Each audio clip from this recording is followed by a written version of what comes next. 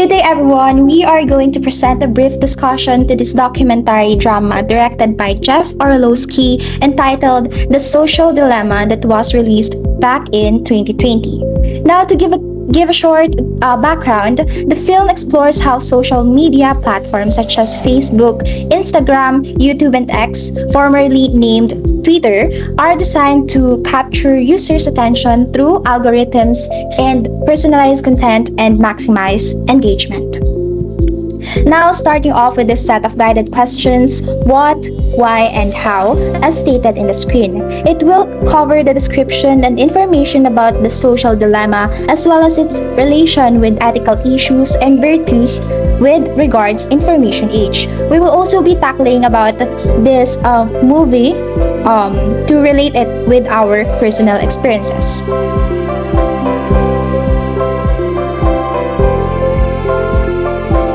So we'll be providing an overview of the movie here so that anyone confused can understand what the film is about in general manner. So the Social Dilemma, made in 2020, is a film delving into the deep ethical and psychological ramifications of social media addiction, as well as the methods created to control its users and keep them in a state of addiction to social media. It also highlights that in social media, the real product is the user and how the user can be influenced, mainly through advertisements, different forms of content, and of course, to make the user subscribe to different forms of ideologies. Next.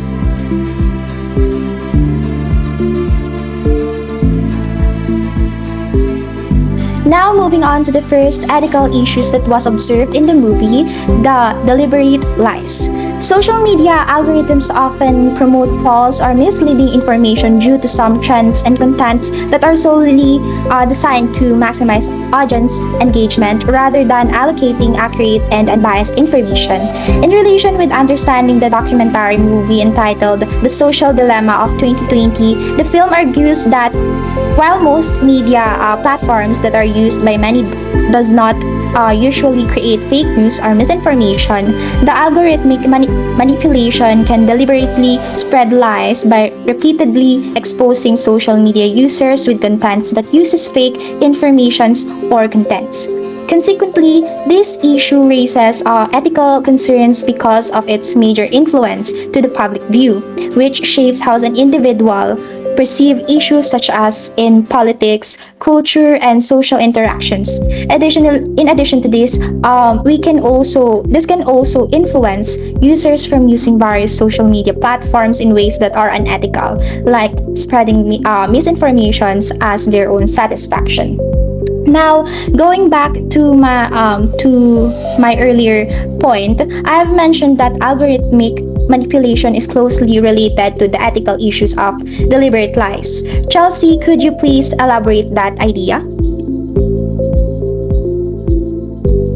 Okay, so let's first think about the bicycle. If you want to go somewhere, you ride it. And if you don't, it just sits in the garage. It waits for you. It's a passive tool. But the one in your pocket is not like a bicycle.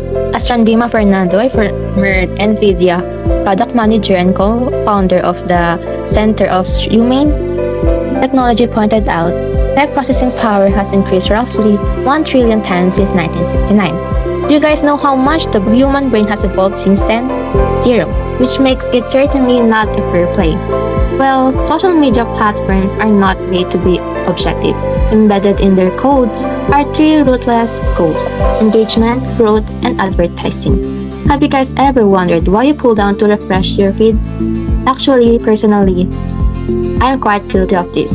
Whenever I open an app, I pull it down and wait for the new posts to load. This mechanic is called positive intermittent reinforcement. Sometimes we win a hit of dopamine, sometimes we don't. So it just manipulates us to keep pulling. Particularly in the documentary, we see this through the fictional teenager named Ben. Behind the screen is a virtual AI control room which tracks his screen time, calculates his exact psychological vulnerabilities, and send a strategic notification at the exact moment his willpower is about to break. It is important that we are aware that the system doesn't care what is true and good for us. It just targets our psychological blind spot to manipulate us. And why? Because there is a sneaky third person which is advertiser paying billions to make our behavior predictable. So if the algorithmic system can dictate our daily abilities and shape our reality for corporate profit, are we even a true free agent? So in order to counter this, we must apply virtuous ethics. And Vince, what are those specific virtues? So the first virtue ethic we are going to discuss is prudence, which is the virtue of making wise and thoughtful decisions by carefully considering the consequences of our actions. In the digital era, it means thinking before sharing information, verifying facts, and using social media responsibly. By practicing prudence, we may make informed choices, avoid spreading misinformation, and contribute to a safer and more respectful online environment. So moving on to the second virtue ethic that we are going to discuss is truthfulness. Next, please. Okay, so the tragic reality shown in the film is that the entire system deliberately biases towards false information. And why? Because the system learned that the objective truth is boring. Objective truth doesn't make you angry, but outrage fake news that keeps people online. In fact, the film cites an MIT study provoking that fake news on Twitter spreads 6 times faster than the truth. Falsehood equals engagement, and engagement equals massive commercial profit, which I experienced this myself. I once clicked on a controversial video just out of pure curiosity, and the next thing I knew, my entire feed was flooded with recommendations echoing the exact same bias. We are trapped in a personalized information bubbles, just like the Truman Show, where we all see entirely different versions of reality. Exactly just like back then in the coronavirus misinformation travels. That's why we must always force ourselves to pause and cross-check. The next time we see a post that makes us curious or makes us want to click instantly, let's ask ourselves, is this even a verified reality, or am I just helping the system to push me to keep sorting just for the profit? Okay, so let's move on to the next virtue. Now, moving on to the next ethical virtue, which is justice, as mentioned by Aristotle. It does mention that justice shapes ethical virtues because it involves treating others fairly and honestly while giving ourselves equal treatment of respect alongside with the common good. In relation with virtue ethics, justice should be a habit for us individuals as it helps us in developing our moral traits, such as truth-seeking and ethical responsibilities, decision-making, and as well as with how an individual acts. Thus, in the documentary movie of The Social Dilemma of 2020, it was illustrated that practicing ethical characteristics that encompasses social awareness allows an individual to protect themselves from manipulation and commercial gains, but rather support the common good in the social media platforms. Now, maiba nga tayo. Have you ever heard about temperance, or do you guys know about the word temperance?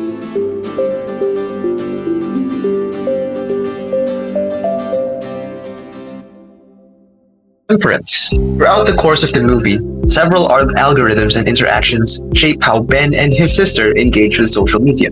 These algorithms, like we've discussed, are meant to keep the user addicted to the content and to the social media. So these algorithms control content recommendations that tailor the content you consume to your own tastes, which may sound like a good thing. You need to understand, they want to keep you addicted. These algorithms want to keep you throughout the screen. They want to keep you glued to the screen. And we need to rely on temperance because we need to understand that an excess of greed or indulgence is the pivoting moment, or rather it's a pivoting factor that enables these social media algorithms to take advantage of its users. And temperance, or rather knowing when and where to stop your consumption of social media, is very important. This is very relevant in today's society because we need to understand that short-form content is very popular in these days. And there are studies that mention that short-form content is producing a very noticeable and worrying change in the way that users think, such as their lowering attention spans, which makes it very much more difficult to focus on content that is longer in terms of format.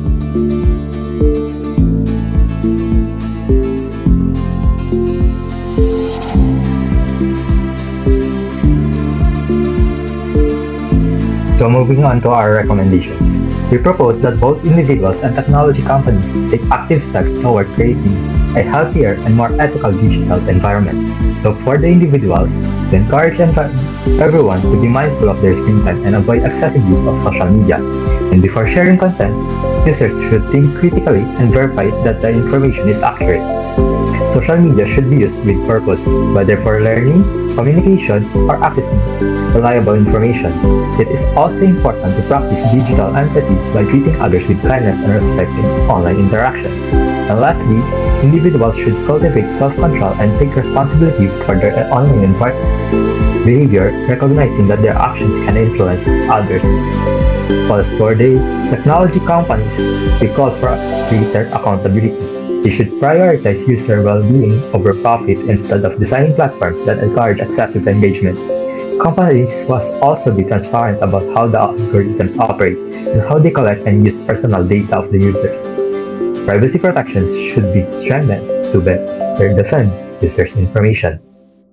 In addition to this, they should actively address misinformation and harmful content by warning the users with notifications. And most importantly, technology companies must acknowledge and take responsibility for the broader societal impacts of their platforms. Through the combined efforts of individuals and technology companies, we can foster a safer and healthier digital environment for everyone.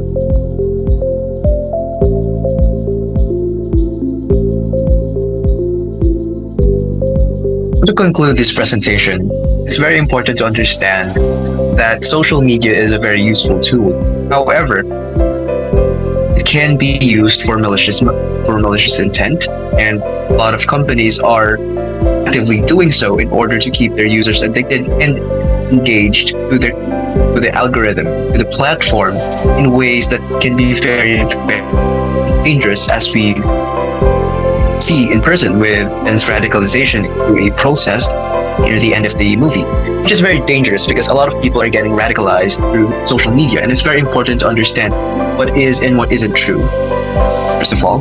And that social media can become a very powerful and addictive influence in your life, especially if you are the type who craves validation, especially if you're the type that feels that they are lacking in social connections. These are the types of people that social media is predicated towards. You want those types of people to become addicted and to stay within that specific social media platform in order to take advantage of them. Because you need to understand that in social media, product isn't what you see on the internet, it's you, the user.